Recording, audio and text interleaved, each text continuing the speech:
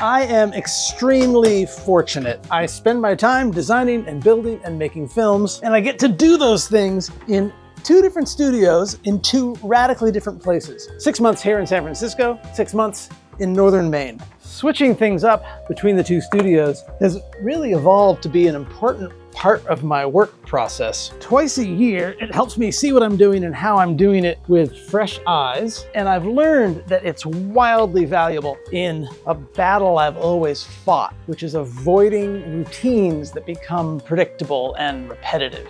But the time it takes to close one studio down, get the other up and running is no joke. This is just the gear that travels back and forth twice a year. The past week and the coming week has been and will be filled with what is really a ridiculously eclectic set of projects geared toward purely keeping the work ball rolling while switching studios. It'll be great.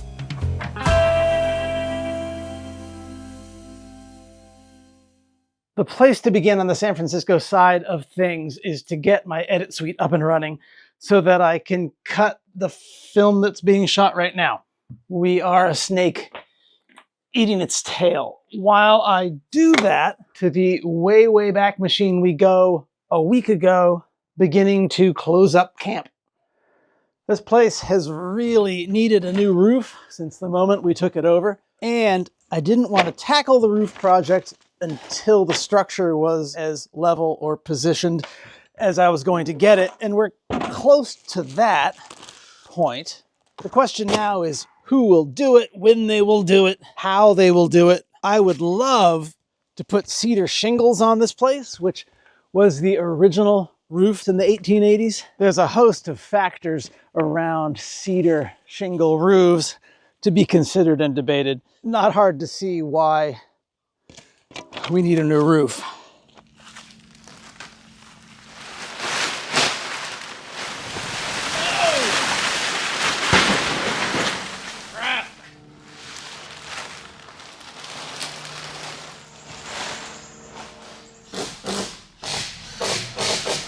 And this northwest section of the roof has developed its share of leaks. So for now, falling back on the old green tarp. Could have gone blue, but green is a much classier choice for roof covering.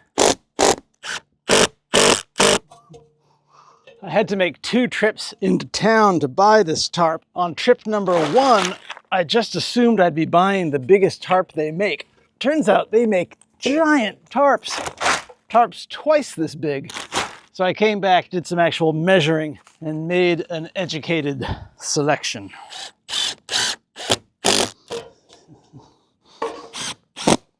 It's hard to feel like I'm so far away from a beautiful cedar roof, but this will do for now.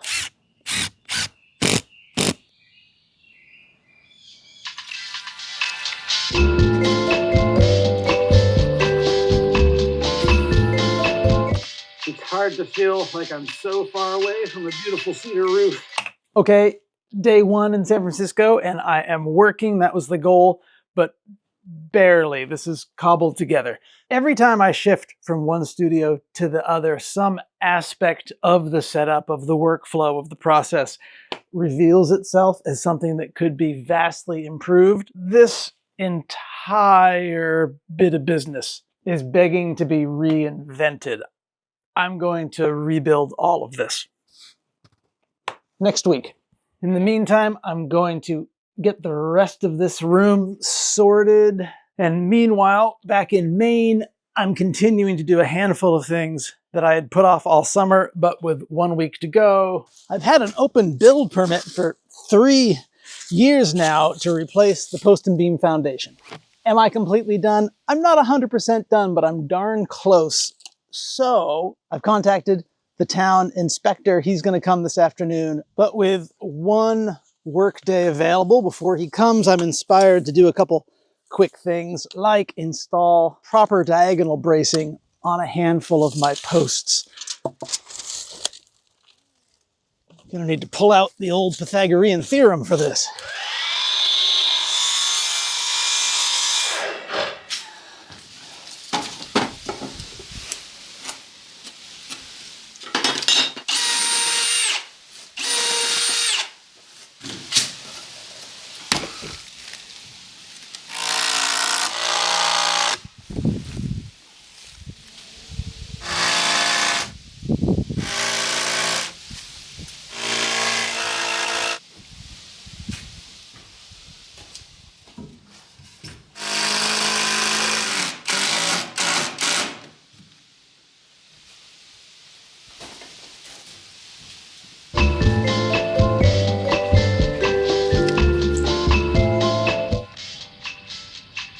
The San Francisco garden sits untended and unloved for the 6 months I'm in Maine. Yesterday I cleared a massive amount of leaves and organic matter that fall from this eucalyptus tree. The timing works out because it's about to turn wet in San Francisco, and when that happens, the moss and the ferns explode in here. Winter is peak season for my garden. In Maine, I am instituting a very different gardening strategy. One of the ground truth design decisions that we've made about this project, this property, is that we're not going to get involved in gardening. This is going to be a camp in the woods. I do enough gardening in San Francisco. The 4 acres and the forest that's on it will need to be managed and taken care of, but it will look wild. But after 3 years of messing about with everything, I've found that there's at least 2 things I'm going to be gardening. One of them, rock. There's magnificent exposed ledge all over the property, and I want to see more of it, so I've been clearing off ledge to make it a feature. And the other is ferns. And in a featured spot like this run of ledge directly in front of the camp, they do a lot better if in the fall I trim them back to let them come up in a clean spot in the spring. So I have been working on this walkway. I put in these big stones earlier this year. It is windy. This week I've been clearing off more of this ledge to be something of a edge to this walkway. We'll probably put a handrail in here at some point.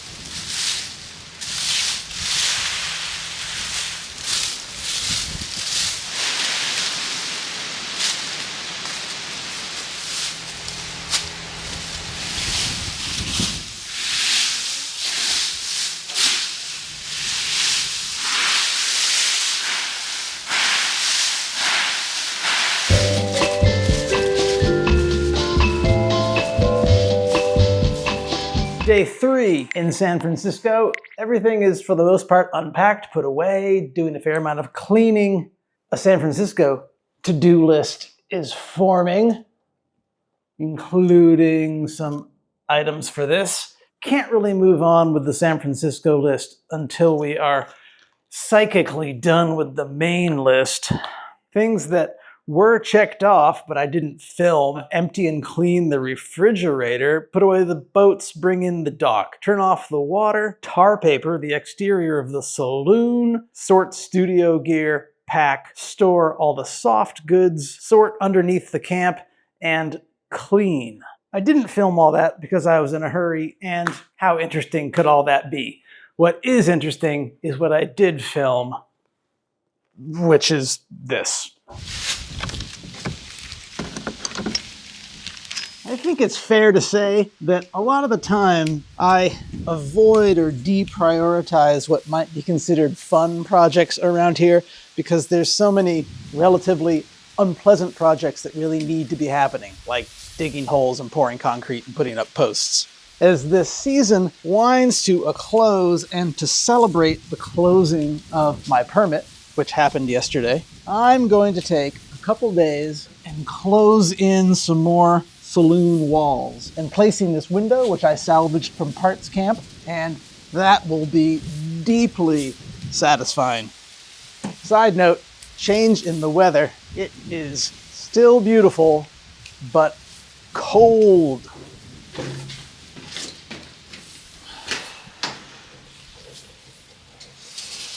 3/16. Does that make sense? 1, 2 1/4. Yep.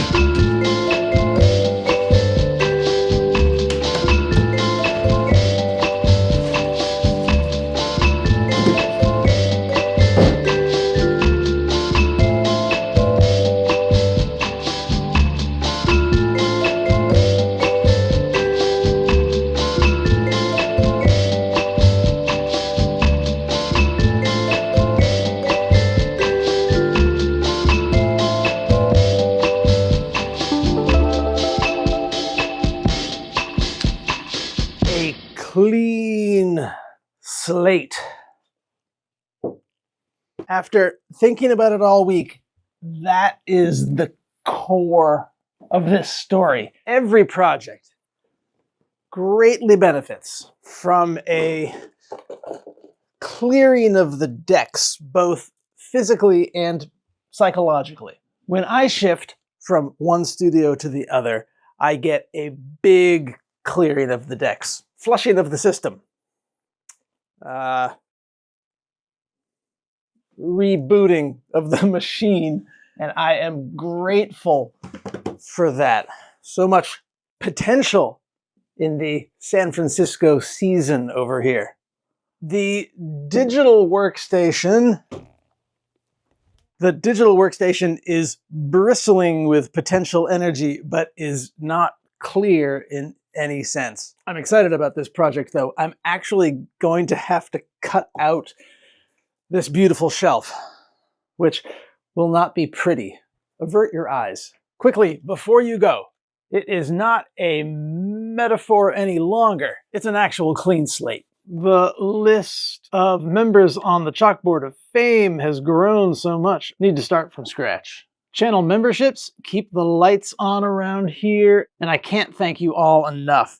And my members and subscribers and audience is so fabulously supportive that last week, when I told you all about YouTube's new hype system, which is designed to help small channels grow, you hyped away and made me number 7 on the United States hype leaderboard. Now, did that translate into exciting exposure and growth for the channel? It really didn't. Couple hundred views. I'm not really sure what we're doing here, YouTube, but it didn't hurt. And if you all want to do it again, I won't say no. Thanks, everybody.